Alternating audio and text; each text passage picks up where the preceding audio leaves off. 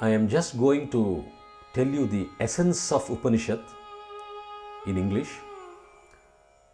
As already stated, Upanishad had, that is the Kathopanishad, had 119 verses split into 2 chapters. First chapter containing 3 sections, second chapter containing 3 sections. Now actually the essence of Kathopanishad is the secret of life after death, which the sages have brought out through a dialogue between Lord Yama, Lord of Death, with Nachiketa, a young Brahmin boy. This Upanishad took place, or it precedes Bhagavad Gita by around 500 years. Probably must have been written around 1000 years before Christ. As is always, all the Upanishads and most of them are authored by these ancient wise sages through a dialogue. For example, in Bhagavad Gita, it is between Lord Sri Krishna and Arjuna. In Kathopanishad, it is between Lord Yama and Nachiketa. In Brihadaranyaka Upanishad, it is between Yajñavakya and Maitreyi. In Taittiriya Upanishad, it is between Varuna and Bhrigu Muni. In Kena Upanishad, it is between a teacher and a pupil, a student. In Mundaka Upanishad, it is between Shaunaka and Angirasaha. And in Prashna Upanishad, it is between Pippalada, the teacher, and 6 of his students, Sukesha, Satyakama, Gargaha, Kausalya, Bhargavaha and Kabandi. So these Upanishads always form as a tradition, as through a dialogue between the teacher and the pupil. Now in Kathopanishad, they reveal, as already stated, the secret of life after death, what happens to the soul after death.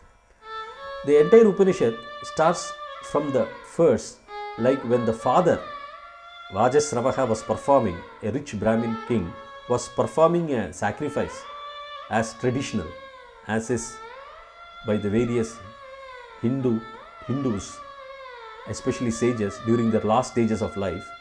Sacrifices were performed and gifts were distributed, and this young Nachiketa, his son, saw his father giving barren gifts, old gifts, doesn't have value. So he felt his father will go to a joyless world, into a different world, and not what it is intended for. So considering him to be a precious gift which his father can offer, better than all these old cows, he goes to his father and tells him, "To whom are you going to give me?" Kasmai mam dasyati iti, he asks. Thus, his father, in a fit of rage, probably curses him, "I am giving you to death." And ironically, he obeys his father's order, goes to the Lord of Death, abode of death, house, abode, and Yama was not there.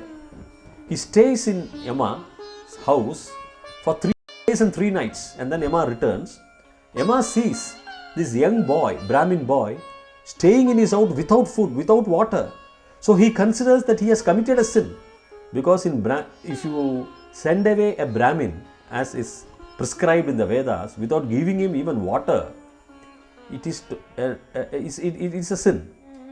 So this young Brahmin boy has stayed in his house for 3 days and 3 nights. Yama considers that he has sinned because he has not been given food and water. So as an atonement for sins, he grants him 3 boons to escape his sin. So the boy asks the 3 boons. The first boon is a simple one.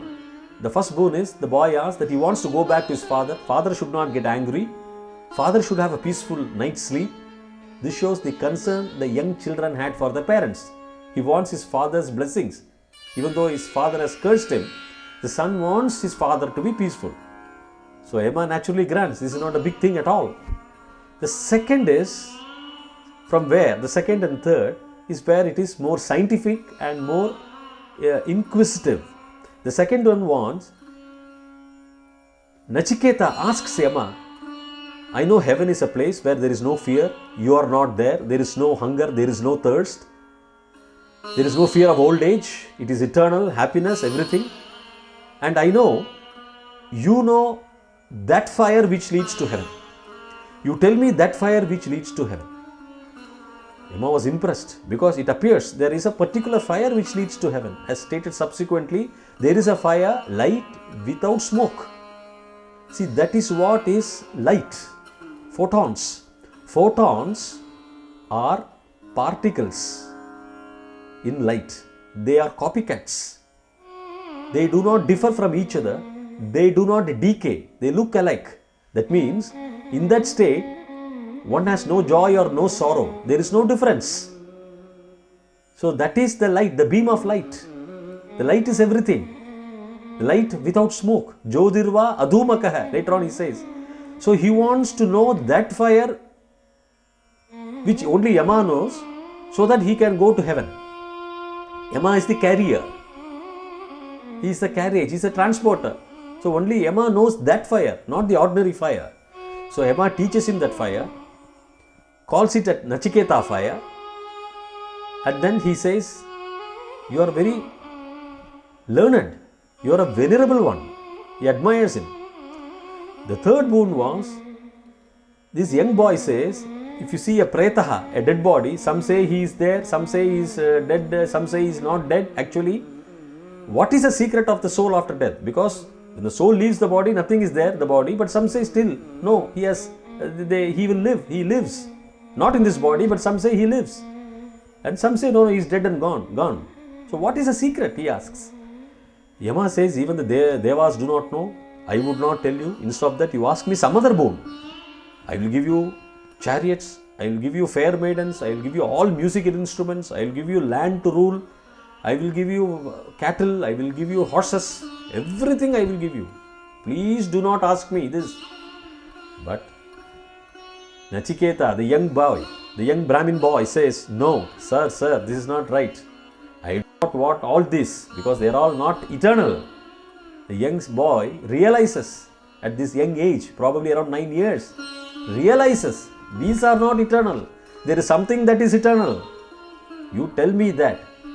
And finally, Yama reveals lots of secrets. Some of them are, he says, the Atman is within you. It is the omnipresent, it is the omnipotent, it is all powerful, all pervading. You have to realize this Atma, the self, before you die, before you leave this world. So that once you realize you become immortal, you are not born into this world of creation. It is in the size of a thumb. It is situated in the midst of your body, in the hridaya, in the heart. It is in the form of a flame, without smoke. That means it's a bright light, no smoke. If you realize that, you become the knower, you become everything. It is that city of that Purusha, which is greater than the Atma, is a city of the unborn. That city has 11 gates. Conforming to modern physics, M theory and string theory, where they say it is multiverse, not universe. And space, time and all has about 11 dimensions, 11 gates. There are several universes in those membranes crashing against each other, sparking a big bang.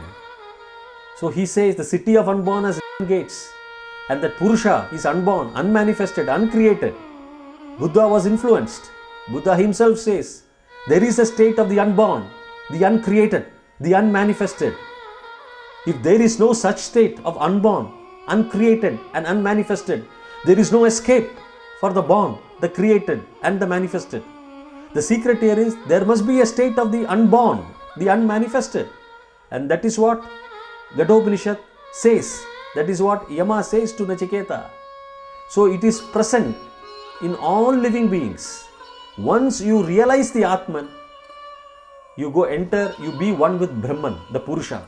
There is no rebirth for you. You do not come into the cycle of birth and death. Otherwise, you will have to come into the cycle of birth and death. Either you enter into a womb or you enter into some plants, immovable things, and you will be enjoying as per your work, as per your knowledge, whatever you have done. This is what Newton's third law of motion. Every action, there is an equal and opposite reaction. This is what will happen. So you will come back. If you realize in this body, before the end of this body, you would go to that state of a photon. You will go to the state of a Purusha, the city of the unborn with 11 gates, the vast multiverse beyond those points, so that you never get born into the star and the clouds and become one of them. You never enter into the Big Bang at all. This is the beauty of Lord Yama's declarations. He doesn't talk of the various gods.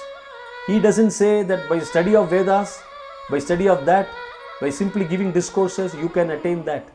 You have to attain it by your intellect, by your mind, by incessant meditation, so that you become one with that. You enter that, and it leaves through the crown of your head. You get merged into the multiverse, vast outside, into the city of unborn. So, that Atman is the one which has created all your mountains, all your rivers, everything, whatever you see. Once you see that, before the end of this body, you are never born again. This is the secret wherein everybody understands well. We, especially Hindus, take to meditations because to come out of this birth and death, otherwise there is bound to be differences. What are the differences? You can be from bosons and fermions making up the entire universe. Higgs boson stays for 10 to the power of minus 22 seconds into 1.67, that is 10,000th of a trillionth of a second, and then decays. Out of 1000 times, 2 times it becomes protons. Out of 1000 times, 561 times it becomes very small quarks. And there are uraniums which naturally decay after 700 million years. There will be iron, there will be copper, lots of particles in particle physics. You can say these compounds will be there. You will be one of those compounds, dying fast or aging fast or living long or happily enjoying and then getting into sorrows. Everything, all these mixtures will be there if you come into the world of creation. In order to avoid that, have that incessant meditation through any process, especially through the process of yoga. There are several rishis, probably in the Himalayas and probably in the deep forest, who are still meditating and who do not know the age of the body, who do not come here, but who might not have realized the self, but who are in the process of realizing the self. There are visions, there are persons who have seen probably around 10 to 15,000 feet up somewhere in the Himalayas, some eyes opening, but something like a rock, but eyes opening and sometimes closing. Probably those rishis or sages are in the process of self-realization, maybe. Normal mortals like us do not know these secrets. We just live our life, get aged, get old, pass away, throw out this body and enter new body. So Yama's revelations are very, very important. It is nothing but the secret of life after death, what happens to soul after death, and it is really science in the way scientists want, in the way atheists want, and it is really worship in the way theists, the religious persons want. Thank you very much.